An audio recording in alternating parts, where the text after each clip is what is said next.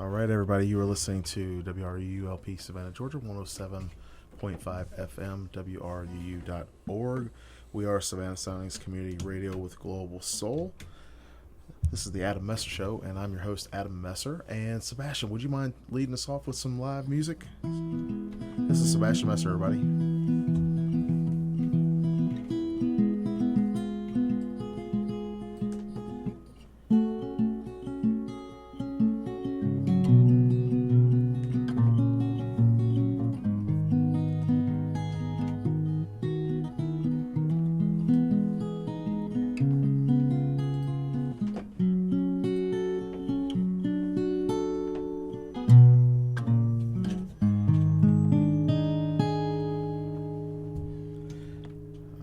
Thank you, Bass.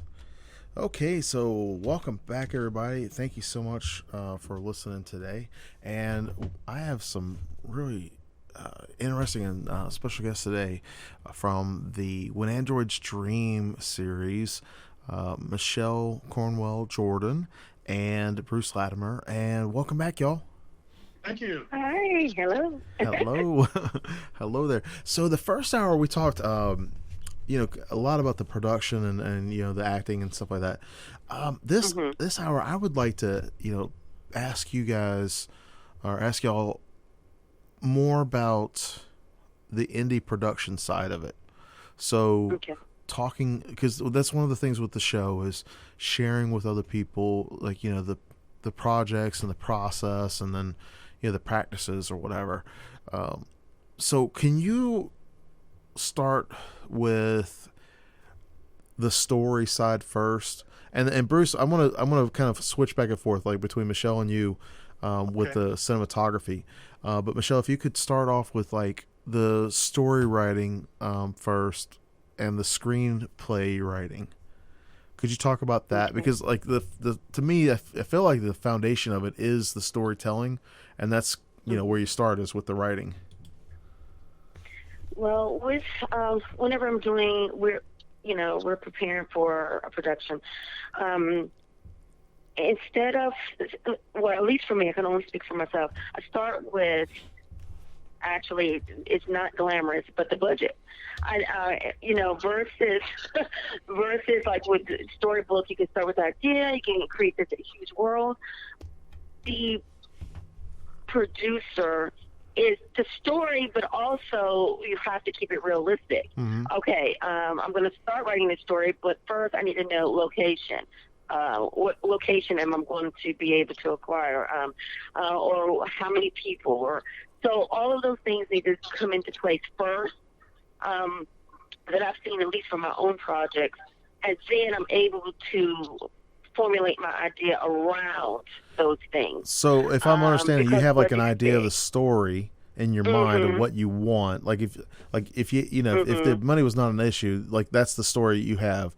And then what you do is you work backwards from there with the budget of like, okay, well, how do I tell the same story on my budget? This scale. Gotcha. Right. But exactly. But you already have that idea of the story in your mind first.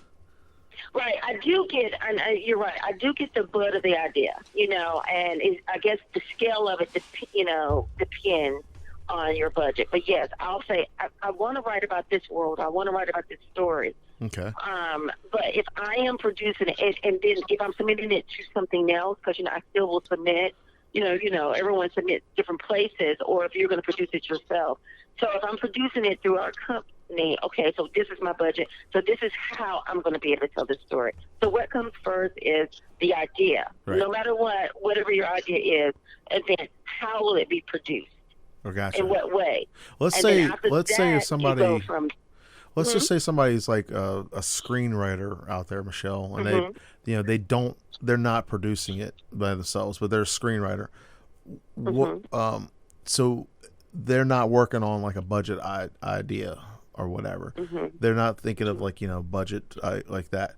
What do you say to those folks? Because I would imagine most of the people listening or most of the writers out there are not actually producing a movie too. They're probably just like, wanting to write a script or whatever. What would you say to those storytellers, like how to approach their story? I would still say to still pretty much keep it in mind. I mean, what I mean by that is it also depends on where you're going to submit. If you're planning to submit it to Netflix or to one of the big production companies, then you can probably feel a little bit safer and going bigger on the scale. But even with those, I've read reports, they're not exactly wanting, 1,000, car crashes and all of that. Yeah, You still yeah. have to be mindful. But if you're looking to submit your script to a local or boutique or mid-size or small production company, then I would also say it would be in the best interest to keep that in mind as well. And I know that's not how creative writers tend to think, but as a screenwriter, knowing the back end is really important as well, and that may really help your scripts to be accepted. I think, and I have sat in different trainings, and I've talked to other script writers and things like that. And one of the, and I've read different reports, and a lot of the times, a reason a lot of the scripts may fail is because of that. They're sitting this in, and imagination is flowing, and you got like 5 car chases and things are blowing up, which is nothing wrong with that. I'm not saying that, but I'm just saying even the big houses do have a budget. So if they're seeing that a writer is being somewhat mindful of it, that may facilitate it to get through. But definitely with the small. With the small production companies, definitely with mid-size or small, I would advise any writer to still keep how this can be, produced in mind. Have like a sky in the pie type dream, but then also have like a down to earth reality of it. Right. Yeah, I gotcha. Realistic, more, and I know that may not be a popular way to think of it. And actually, I wasn't thinking like that until I produced my first, which was Quadruple, and then I've learned. Yeah. Because for everything, and Bruce will tell you, everything you put on that paper, we've got to show. Yeah. And see, I'm coming from novel writing. So whatever I want to do, I can make a pig fly. Right. But if you're going to make a pig fly over here, that may take 20 hours. Yeah. Well, and then that kind of leads me into the question with you, Bruce, is like, so when you're working, and I'm just going to, we're going to use 4CW Media Productions as a, we're talking, like, I think you call it a boutique production company, right, Michelle? Mm-hmm. Okay. Yes. So Bruce, working like, and Bruce, you said that you typically produce training videos, which is neat. When you're doing this kind of work as a cinematographer, when you're looking at that vision, saying, okay, hey, this is what we can do. Like this is what the script says. This is what we got. This is what we can do. Filming it, because the film is like the medium where the story comes through. Right. And so how does that work? With you and translating, the screenplay into those special effects or into those scenes or whatever when you're filming it. Because I know obviously you have to have direction, but whatever. But how does that translate for you? Well, first, I think on the top thing, and this is a big hurdle I had to go over a lot of times, and I really learned this from my daughter, in that, we're a boutique size, but we are still filmmakers, Yeah. Michelle's the director and the producer. I'm the cinematographer, the editor, and all of them are actors.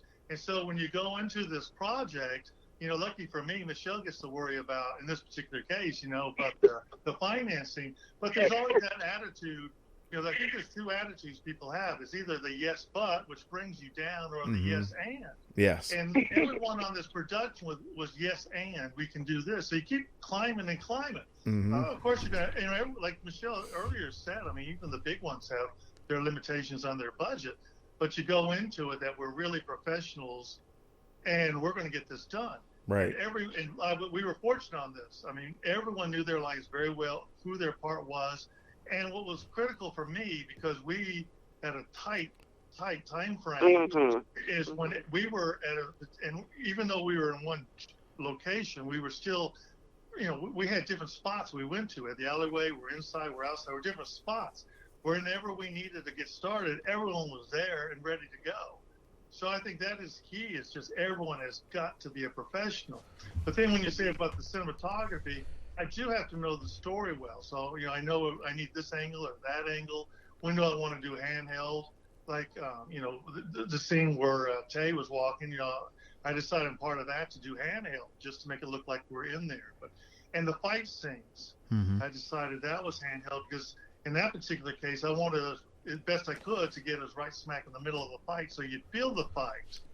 On the other hand, I did, on the tripod, because I thought, the audience in that case was more watching what's going on, watching the character development, as opposed to being right smack dab in the middle of the action. So just trying to tell the story, knowing, how close to get or not to get. Yeah, because the because key thing, of course, is knowing who is the main character in each scene. well, yeah. See, the reason why I'm asking is because Michelle's telling the story with the screenplay, and then you're retelling the story that you understand that she's told you. And then you're trying to get that onto the screen, with all of that, and that can be a challenge. I mean, like I do feel like y'all hit on all the cylinders with this production. I feel like the production was really good. And when I say indie productions or whatever, I'm not talking. I try to frame that like boutique production, indie production, whatever you want, small production. Small production. Like my book thing is a small production company. The professionalism, you can't put a price on that. I mean, like you can't buy professionalism from people. They either have it or they don't. They either have a good work ethic or they don't. You can kind of coach them, like if things aren't going well, but like you said, the attitude of yes and versus yes but, you can't really buy that. You can't teach that. They either have it or they don't. And I think it really starts from the top. Michelle, with you, with your vigor and passion about this project, and and the selection of the like with you, Bruce, working together on this, it starts there and it works and it percolates, throughout, and you can feel it on screen. You can feel it like when that story's done. It's storytelling is storytelling. If it's on screen, if it's in a book, or if it's an audio or whatever. I mean, like even now when we're talking on the radio, we're talking about story. We're telling stories, talking about stories. Right. And that's who we are. We're creatures like that. When you say us working together and all, it's the same thing. On the big budgets one, you'll see similar people in each other's movies, and they develop a trust for each other. They know, because I mean, they might be a big budget, but if they bomb, they lose a lot. So you can still lose everything no matter what. So you pick people you can trust, and I've seen people on different things that I absolutely would trust. If I knew they were on the program, I'm like, yeah. And there's some that I would be like, I know what you mean. Actually, speaking of that, Bruce, I mean, I'm just going to throw this out there, y'all, because I can and I want to. But I was so excited. Like, I really enjoyed Michelle's storytelling so much that I asked Michelle, because I have been wanting, like, all right, so I'm sorry, y'all. I'm just kind of got a little excited here. I got to do a station ID. See, I even have to stop myself sometimes. Like, we're listening to WRUU LP Savannah, Georgia, 107.5 FM, WRUU.org. We are Savannah Soundings Community Radio with Global Soul.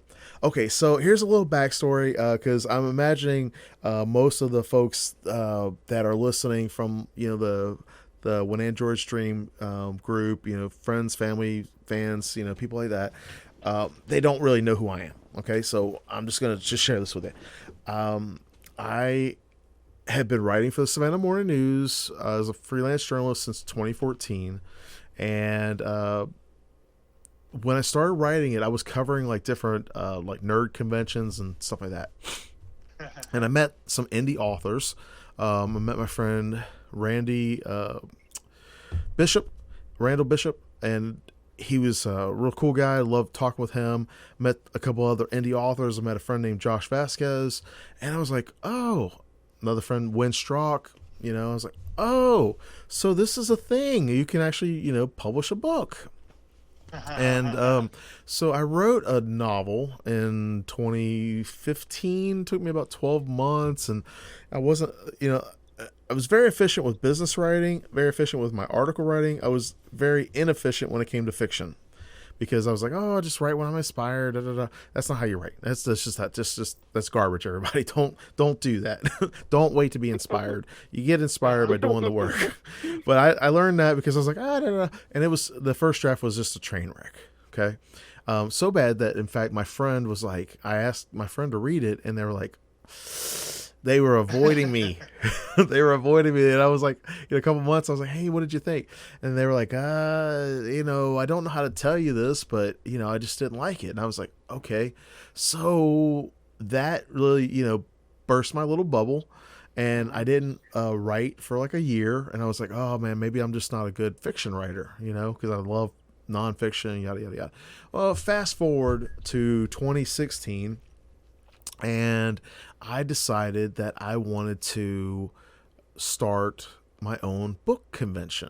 Now, I didn't have any fiction work published, but I started the Savannah Quill here in Savannah, 2016, May 13th, 2016, as a way to connect writers and readers to promote literacy, right? And so I fast forward to 2018, I published my first novella called Blood Thrasher, The Devil's in the Metal, and it's the Savannah Vampire novel series. So I got the first novella, and then I have the second one as a novel, and I'm working on the third one. Well, all of that being said, all of that coming back around, is that it comes back to the storytelling for me. Like, all of it comes back doing the radio show, doing the interviews, doing the podcast, doing the articles, all of that, comes back to the storytelling. And when you're working with people, sometimes it just, boom, it just hits, right? Sometimes you just really connect with people, like you said, Bruce. And so I felt that way about Michelle. And I was like, Michelle, hey, you write sci-fi. Now, circling back around to when I first started writing fiction and wanting to do this, I have been kicking around an idea to do a sci-fi anthology for probably like the last 4 years or so, maybe the last 5 years. And my friend and I were doing that, but I don't know enough sci-fi authors. But I do know enough horror authors, so that's why I'm doing a horror anthology. But with Valhalla Books, it's stuff that I enjoy reading: sci-fi, horror, fantasy, and like noir, new pulp type stuff. And so I was like, hey, Michelle, would you be interested in writing like a short story for a sci-fi anthology that I'm kicking around? And Michelle was like, yeah. And I was like, sure. So that's like going back to what you're saying, Bruce, like, having that connection with somebody, or that, like, yeah, I mean, like, I already know, because I like Michelle's storytelling, I'm like, okay, cool. And, like, if I live closer, Bruce, I'd be like, hey, man, I've got this project that I want to film. I know. I'd be like, hey, because I like the way you shoot your cinematography. I like, like the way you do your filming. So I totally agree. I mean, I think that's when, and Michelle and I were talking about this, and I say this a lot. I know that might sound like a broken record here, but I focus on relationships first. I try to focus on my relationships with people first, because all the other things, are, important, yes, but the things come and go. But those relationships with people are important. So somebody will remember how you treated them and how you made them feel a lot longer than what you said to them, and, we are emotional storytelling beings, the stories we tell ourselves, the stories we tell others, it always goes back to the story, and I know sometimes I can get caught up and I get really excited about it, but I was like, oh my gosh, yes, Bruce, this is exactly, so everybody, world first announcement here. Michelle is going to be part of the Valhalla Books sci-fi anthology as one of our anchor authors. So I'm like, yeah, maybe it could be like an offshoot of well, I don't know, because you got the Monstrum verse, but maybe it could be like an offshoot of some kind of like an Android story or something, or I don't know. What we'll figure it out. But stories from the world, yeah, yeah. Do that. Speaking of stores, I am excited that our future works, because we're boutique, but the hope is to grow. Now we are working on an animation, film, based on one of our author friends, author C.P. Lewis. He wrote the script. It's based on this book, and Bruce is handling the audio, and we're working with Denise Lawman, and she's doing illustrations and animation. So 4CW Media is producing that, and that should be completed in January 2021. Also, 4CW Media is producing the next web series, but not the next, a web series based on author Frances Langley Patty's novel series called Delaney, and Bruce will be cinematographer on that. Oh, wow. I'm executive producer on that, and Nicole Tunde, along with the author Francis, also wrote the script, and Nicole will be directing that. Are y'all sure you don't want to move to Savannah? Next week. Are y'all sure you don't want to move to Savannah? We need to go there to get those tax cuts. I mean, y'all got some great filming. I mean, I'm telling you, like, you know, because the whole expansion of, like, you know, doing your own stuff and then also helping other, you know, other indie creators, you know, I mean, like, that's the whole thing. You know, I think it's important that, you know, okay, so there are people out there that are going to be, you know, negative, and they're going to be users and stuff like that. Yeah, there are going to be people out there like that. We just can't just get rid of that. But there are so many people out there who are positive, who are uplifting, who understand that it's an abundance. You know, like, there's an abundance out there, not a scarcity mindset. And, you know, it's just nice when I see folks like y'all doing this kind of thing, and because you love it, you have that, you know, that passion for it, you know, because it is, you know, it can be expensive to self-produce things, you know, if you're really wanting to do it and you're wanting to go to that next level or whatever, it can be expensive, but I feel like it's so worth the payoff, you know. I mean, like, when you're building up, you know, like with the anthology, you know, I know that I probably will not sell as many books as the cost of production. I understand that because it's a new book, you know. Right. And the thing is, for me, going back, like, to Bruce, what you're saying about making those friendships and things, you know, to me, out of this anthology, I asked people that I knew, that I felt the same way, I could trust them, and I know what kind of work they do, and that they're, you know, solid producers, and that they can meet deadlines and things like that. And then I also met several new people that, you know, I was, like, introduced to same way, like Michelle, you know, Rachel introduced us, you know, we become friends, you know, Bruce, you know, Michelle introduced us, and, you know, we become friends, and, you know, that's just, I feel like that's how it works, you know. It's like how everybody can win and not really, you know, try to, I don't know, it's just a way to be able to like be able to contribute and help and just kind of like, hey, did you know this? Or hey, did you know that? Or you know, like, we were talking shop, Michelle, about, you know, like screenwriting, and you were telling me about some of the screenwriting tools that you use and stuff like that.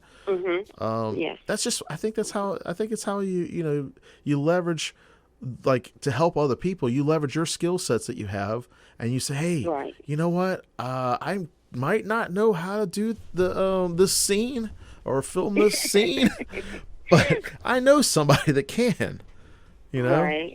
I think that's a really cool aspect about creating.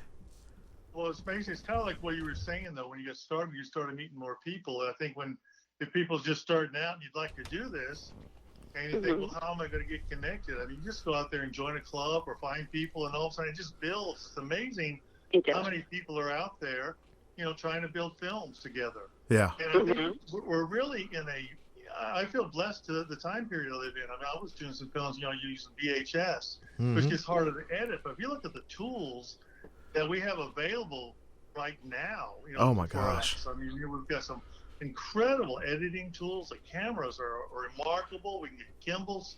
I mean, it all costs, but relatively, you know, we can make a high production, you know, film with what's available to us on your phone. Like, everything is available on your phone now. I mean, like, it's so crazy, you know. I worked with a team who we made the whole film just using a smartphone. Yeah. I mean, literally, you could do so much amazing stuff right now with your phone. Like Michelle, I downloaded this, after we talked the other day, I downloaded this app Oh my gosh, give me a second. I'll pull it up. I downloaded. It's called Video Leap, and it's a software for video editing. After we talk, about screenwriting, and like I was telling you about like my idea, like because I like the idea of the episodic thing. And then something else I've been trying out with the podcast is it's so weird, but originally I started off doing the podcast only on YouTube, and then I did like the first 10 episodes or so of that. That was very laborious, and I didn't like it, so I switched over to Anchor, and then I switched over to Libsyn. So I've been doing Libsyn for like the last year, but there's this app called Headliner that you can take your and I'm going to do it with this episode or these episodes, but you can take your MP3 and you can upload it to Headliner, and it will create a like those videos you see on YouTube where it's got the sound that as you talk, the little sound bar goes up and down like the sound wave. Right. Yeah, so it does that. So I uploaded my first video like that yesterday, and so now that's like a whole nother format that I can put the show out for people. So if somebody wants to listen on on their car, they can. Or like I know a lot of people will take YouTube and they'll put YouTube on and they'll just listen to it in the background. Right. So I'm just trying to reach the audience, for stuff. But that's like I pulled those up literally after you and I talked, and I was looking at Celtics, screenwriting, and I was looking at Final Draft. Was the one. Yeah, I remember. Yeah. But that all kind of sparked from those conversations, that we had, and Bruce, like like you're saying, it's. I feel like, well, okay, I will put this caveat out there. I do not like the generic networking meetings where people are like, oh, I'm trying to build my network, because there are a lot of people that go into that with the mindset of being transactional. Let me just talk to as many people as I can. I'm going to, throw my business card out at you. I don't really care about what you're doing. I just want to let you know who I am. I don't like that kind of networking. What I do like is relationship building. I do like, when people are like, I might not be the first person, in mind when it comes to something for them, but I love it when, they might have somebody who needs help with something and they're like, hey, I know this guy named Adam. He might be able to help you, or he might be able to point you in the right direction. Right. And then I'm building relationships with people. I'm not just trying to, like network is such a generic term, but I mean, that's really the only way I can think of describing it, but really just building friendships and building relationships with people, No, it is. I've been involved in a few other films real quick. Some people have trusted me and called me up like they need a jump shot of this or a shot of that, and I can go out and do it real quick for them, and sort of like, maybe an extra B-roll for them that they may not have time to do, but they trust I'll get it for them. Cool. What were you going to say, Michelle? No, I was just going to say that I agree with you as far as the community, the writing community, and then when I got involved with the Dallas Film, because that's how I actually met Bruce, I believe. Yeah. Cool. Cool. Right, through that organization. So, if there are any groups like that in the states, in Georgia or whoever's listening in your state, connect to those groups, because there are so many creatives in those groups. They're wanting to build a team, and that is what's needed is a team to get that vision going. And then when you click with the right personalities and because I think Bruce has an incredible personality. I mean, you heard him. He's very positive. And that really has helped me, because I'm usually the one that's like, no, we can't do this. The budget. You're like, well, we can flex it pretty hard. We might not be able to get it 100%, but we can flex real hard on it. Yeah, but I love that. He has an awesome personality, and the cast, and it helps on the set when you've been there for 10 hours. Oh yeah. You've got to go through that shoot again, like the 5th time. But he's always very positive in the cast. I mean, he's just great to work with. Bruce really is awesome to work with, and And for me, who has, I think, just kind of, I'm like, no, the budget. I think for a whole year, that's the only thing that came out my mouth. But well, yeah, around especially when you it, hold the like, purse maybe we strings. can do it this way. Yeah, we've got to do the station IDs and the. Speaking about the budget, we got to pay the light bills here too. Hold on for a second, everybody. You're listening to WRUU LP Savannah, Georgia, 107.5 FM, WRUU.org. We are Savannah Soundings, community radio with global soul. This is a message from the Georgia State Department of Public Health. When the Georgia Department of Public Health gets a lab-confirmed case of COVID-19, they will let the public know. The Georgia Department of Public Health updates its website, dph.ga.gov, every day at noon with a map of confirmed cases around the state of Georgia. More information can be found at dph.ga.gov. WRUU 107.5 FM is a new and different listener-supported and all-volunteer community radio station for Savannah. Our diverse broadcast and web programming is supported by generous listeners who value our passion and spunk. We are independent of other media and receive no government or large corporate support. People like you are our largest and most important source of our funding. Go to WRUU.org to find out how you can make a one-time or a monthly contribution. Thank you. You are attuned to WRUU-LP, Savannah, Georgia, 107.5 FM, WRUU.org. We are Savannah Soundings, community radio with global soul. This is WRUU-LP, Savannah, Georgia, 107.5 FM, WRUU.org. We are Savannah Soundings, community radio with global soul. All right, everybody, and just to kind of piggyback off of that, I was talking about it in the last hour or two, but I'd like to just talk about it again. So we are an all-community radio station, all volunteers. I'm a volunteer. Just celebrated my second year of doing this show in June. And I couldn't do it without y'all. I mean, like the listeners, all the folks that do our underwriting. And for those who don't maybe have never heard of underwriting, it's like advertising, but it's without the call to action of asking for a sale.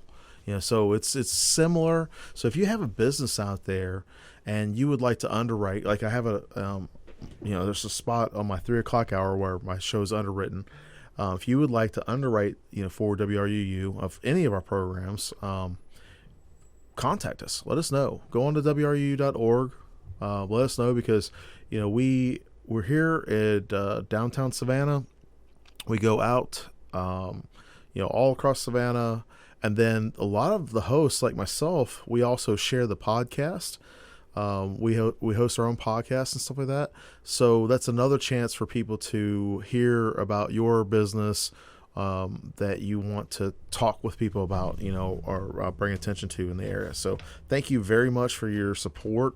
I couldn't do this show without you, and I couldn't have my awesome guests on today, Michelle Cornwell-Jordan and Bruce Latimer. So welcome back, guys. Thanks so much for being here. Hello. Can you hear me? Yes. Okay. Yes, we're here. Okay. It was like dead for a second. I was like, "Well, I didn't lose you," because we've had storms in the area today, so it's like, oh no. So, okay, so we have like the second half of this last hour, and we're kind of talking about more like the nuts and bolts of production and that kind of thing. Looking back, and Bruce, I want to ask you this as well, but Michelle, looking back. When you started this, what is something that you learned from as you went along that you changed to doing first now? Like something like the old question of what would you do if you could tell your 20-year-old self or 15-year-old self, what would you do? What would you tell yourself that? What would you tell yourself? So like for you, for the production part, it's like what would you tell yourself, and what have you learned since then that you changed? Like, oh, like this is the way we do things now. I would say I was always a producer and screenwriter, but directing was relatively new. I'm going to put it that way. And so I would really focus on really working more with the making sure that I'm supporting like Bruce, the cinematographer, as far as directional things like blocking, making sure really focus on like the blocking, the technical things that way. I did focus a lot on the story and being, making sure, working with the actors on character development and things like that. And yes, blocking was there, don't get me wrong, but I would make more of an effort to really focus on that now. And I think that's more in my mind as we go into the next project, because we did find some things that were missed, when we went through the editing, or, missed things or things that could have been done a little bit better. And the camera, those that are behind the camera, they can only see certain things. They see what's in the camera. So they do need the other eye, the director, to really focus even on the technical side. And with me, I was focused on the story. And so I had to grow. This helped me to grow and see what I needed to focus on as far as also directing. I think that's the skill I really want to cultivate as well. So when you say blocking, what do you mean by that? Blocking, meaning how the actors are in front of the camera. Do you have, too many in one area, or what shots to see? Sometimes there were if we're in a scene, to get your reaction, then we need to get my reaction. And yes, the cinematographer will get those things, but there are some shots that the directors will call, or because Bruce also, he was directing. We worked together, but there's some things that he may, he's focused on one thing, right, that maybe if I knew in advance, I could have forewarned him. Okay, this is coming up. Let's get this. That really honing that directorial team, I think, is what I'm trying to say. I understand now. To shift from the writer's mind into a director's mind, it's two different things. You have to keep in mind, I'm coming from novels, and novelists or writers, we tend to work alone. We tend to, it's on the story, everything is in my head, everything's on my page. It still is it's still a challenge where your story is taken from the page and it's filtering through a lot of different people to tell the exact same story. Right. And I feel it's fascinating, but that takes a lot of teamwork. Yeah. And I do think we have a good team, and I do think Bruce and I worked well together, but there were some things I could have done better to assist or to help that towards the, in editing didn't have to be, caught up or, tweaked because it was missed. But I was growing as a director, and I think now that I'm focused, I think in my mind I was just thinking, okay, production, I'm a writer, I'm going to tell the story. I was still thinking storyteller versus, okay, directing. And I kept thinking those are two different things. So now I know that is a skill that as long as I continue to produce these, I need to hone. And that is where my focus is as well, to shift. Yeah. Because I'll get so wrapped up in the scene, like, oh my God, they're nailing it. They're really getting that emotion to not looking at how it's laid out. I think that's what I'm trying to say. So more of the layout. So more of like the nuts and bolts of the scene. Right. Yeah. Right. I gotcha. Yes. So Bruce, same question for you. Behind the camera. What would you say? Well, that's a good one. It's like, I'm glad you worded it that way, because you're really not regrets. Every one of these things, you're going to learn something. I took these masterclass series. One was with Ron Howard, and this really. I love those. I'm doing one right now with Susie Quinn. It's a best-selling authors one.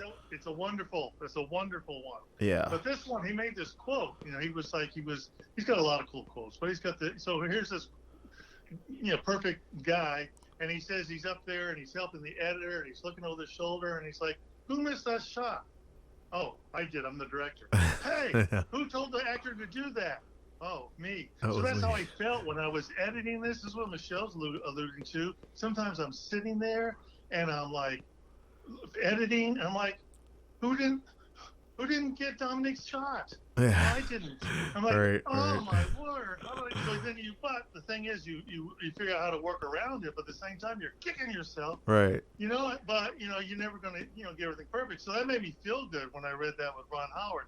But I recently took another class, and it was about flash photography. I do photography as well, weddings and all. Yeah. And so there's a really good class. And one thing I learned from him that I'll go over there, and I think this is kind of what Michelle was alluding to. There was so much happening at the same time, and you get separated. You're trying to answer that. He said it happens to him in photography. So this would be my biggest takeaway is I need to just tell everyone, leave me alone politely, and leave Michelle alone or whatever. Let us have a minute to look over and make sure everything's correct. Yeah. Or get our heads. We're the ones in control, right? Get our heads in control. Leave me alone for a minute. And everyone's scrambling, but that's our job. Our job, as because we're like she said, we're co-directing, but our job is to settle everything down and make sure everything's right. So I guess speaking of that photography, yeah, I was gonna say speaking of that with the control part, like I did photography for a while too, professional photography, and I would do weddings and things like that, and it is kind of like, hey, I'll give an example with weddings. Anybody out there who does photography, you can understand this. But because of the smartphone, now I love the smartphones, but because of the smartphone, everybody's a photographer, everybody's a filmmaker or whatever. Oh God, that's the truth. Right. But I would explain these are the two biggest things that I had as an obstacle as a photographer, especially for weddings. Number one is that everybody and their brother wants to take pictures of the money shot, which is the kiss, right? That's the big moment. Yeah. And they all want to do, they want to take pictures, and I get that, right? The other thing is the groomsmen often don't want to take pictures and will mean mug you on the camera. And so how I would deal with that is I would let the bride know, hey, you want nice photos of the wedding, and you want me to get the big moment, the kiss, the money shot, or whatever. You want me to get that, right?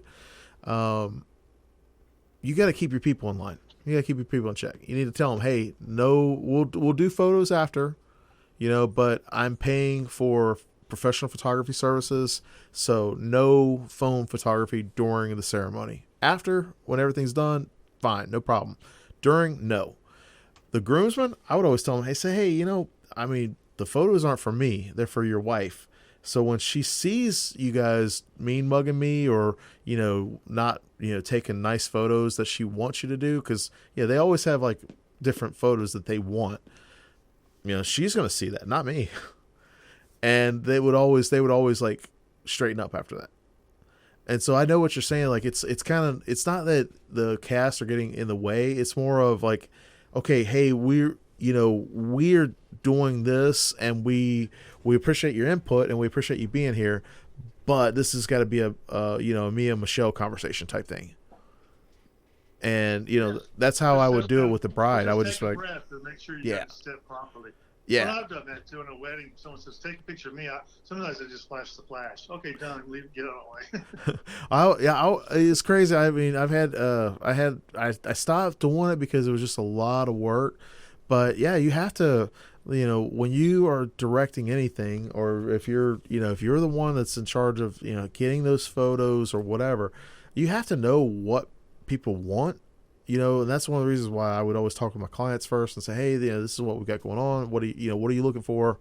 Yada, yada, yada. And go from that perspective of, who are the important people that they want photos of? They want pictures with grandma, great grandma, grandpa, who the kids, sometimes you had blended families where you had, kids from one side of the family and kids from another. And, you had a lot of different scenarios, but it was always, to me, it was always back to the, what do they want? How do they want that? And, the only time I ever had a real problem was I had one bridesmaid that just, she was a photographer as well, but she was in the wedding. And, I was like, oh, come on, let me do my job, let me do my job. You don't have to try to direct me on how to do these photos. She hired me for a reason. She's paying me for a reason. You're in the wedding. Just enjoy yourself. Take a day off. You don't, I don't want to talk shop with you. Being paid, so then you don't have to worry about it. Yeah. Plus you're good. Plus, you're good. You know, iPhones are fine, but they're not what you're delivering. And that's the same in the film. You know, Michelle and I we're there to make you look good, so we'll look good. Right, And right. everyone knows that. Everyone knows that. It's just a scramble.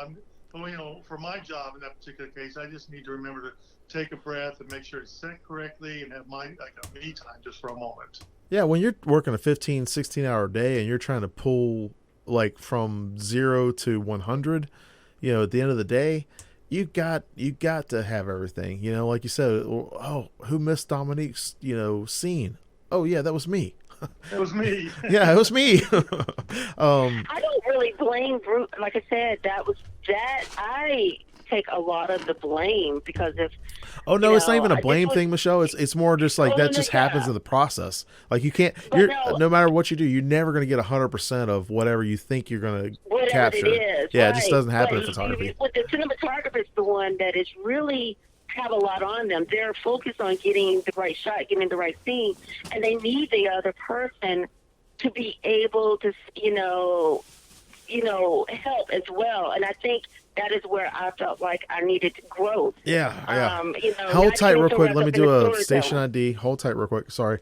You're listening to WRUU-LP Savannah, Georgia, 107.5 FM.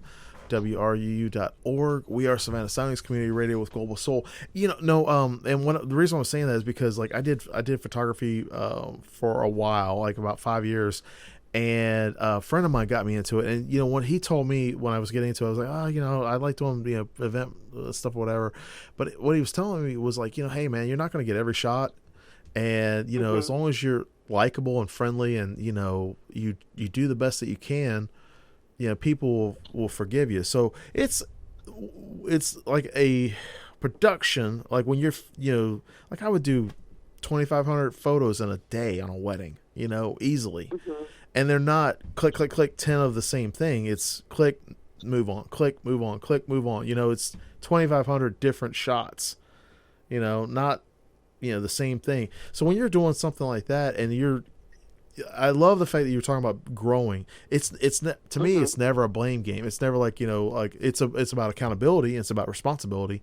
But I don't care who you are. Like you said, Bruce, with Ron Howard, Ron Howard has been in the business since like the 50s, or whenever they, I don't know if it was the 50s or 60s, whenever they did the Andy Griffith Show, but a guy like that who has, decades upon decades of experience, they're going to flub up and they're going to make mistakes.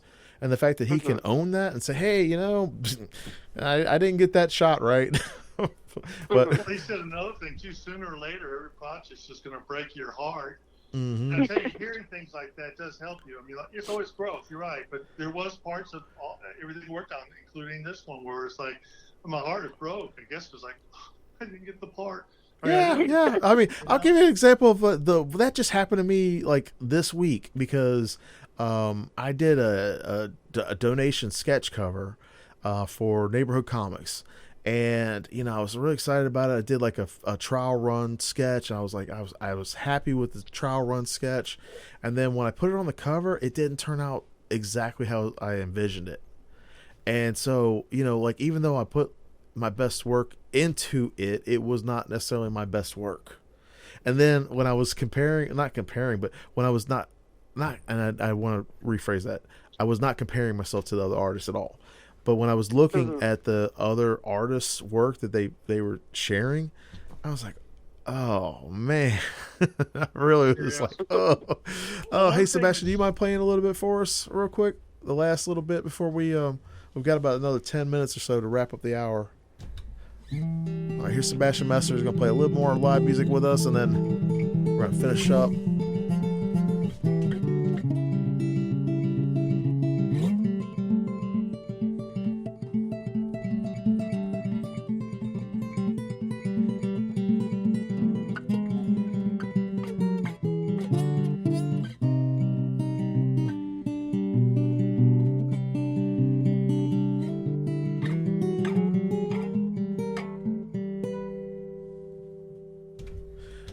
Thank you, Sebastian. All right. Okay, so we got about another 7 or 8 minutes, y'all. to talk. And this hour we've been talking about like kind of like more like the nuts and bolts and the growth part of it. What would you say, Michelle, that you would like somebody to be able to take away today? And I'm going to ask the same question, Bruce. What can somebody take away today that you would like them to understand, or something that they can help them that they can take away today and use? From our conversation? Well, just in general, or whatever. Just in general?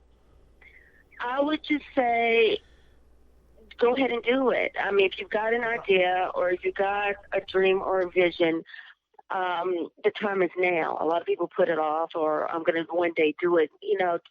Find a way to do it now. There are those in your community, film organizations, nonprofit organizations that teach film buffs, or people that write, or if you're a filmmaker, connect with someone that writes, or you're a writer, connect with someone somewhere. Find a way to make that thought in your head a reality right now. Go ahead and start. Do it little by little. If you can only do one scene, if you just film a scene, or if you just write a scene and you're going to film that one scene, or whatever it is, little by little, and it'll become bigger, as you continue. I love that. I really love that. Bruce, what do you say? Well, I would say when you're watching a TV show or a movie now, you have a critical eye on it to learn from. You can see, like, why did they take the shot through the door? Why did they take the shot through the window? Why are they right in their face? Why did they, there's a reason for each one of those. So you asked me that question earlier, about telling the story through the camera. In this case, Michelle wrote the story, but I've got to, if it's supposed to be in their face, don't do a shot from outside the door. The audience is watching from outside the door. So watch with a critical eye of why these guys did it, and you can use some of it, and some of it you might reject. I love Just that. Don't say them out loud, or you'll bug your wife.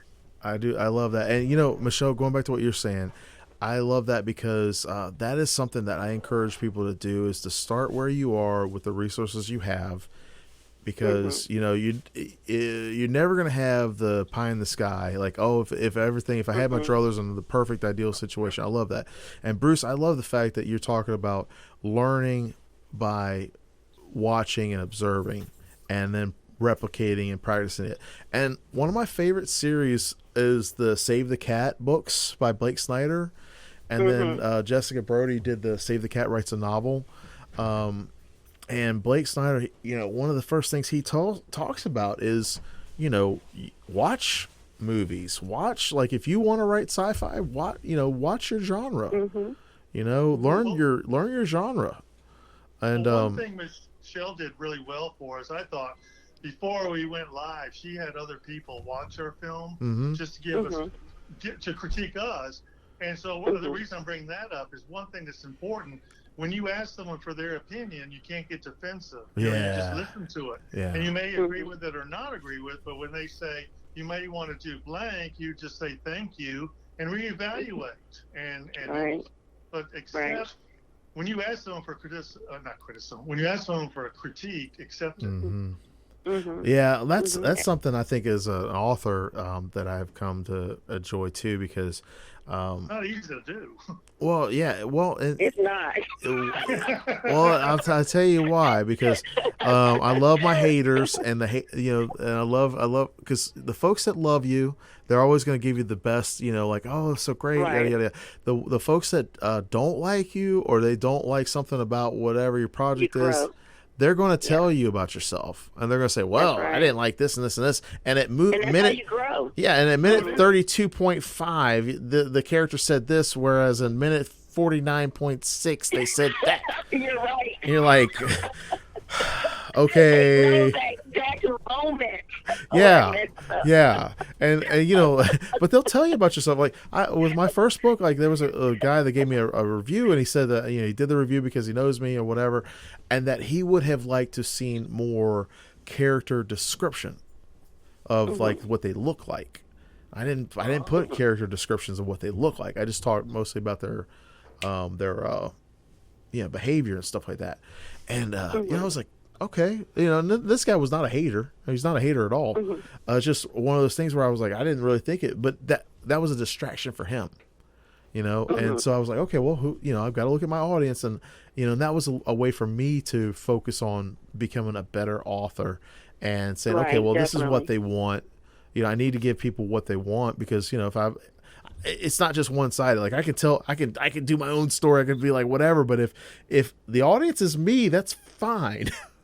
But if the audience is like other people outside of me, right. I need to think about them. So I really appreciate y'all being here on the show today. Thank you so much. Thank you for having us. Yeah, this has been wonderful. It's fun. Thank you. Thank you so much. And just to let everybody know, this is going to be available later on in the podcast. I've got a new website link. It's funny enough, it's theadammessershow.com, and it goes right to the podcast now. So thanks a lot, everybody, for tuning in.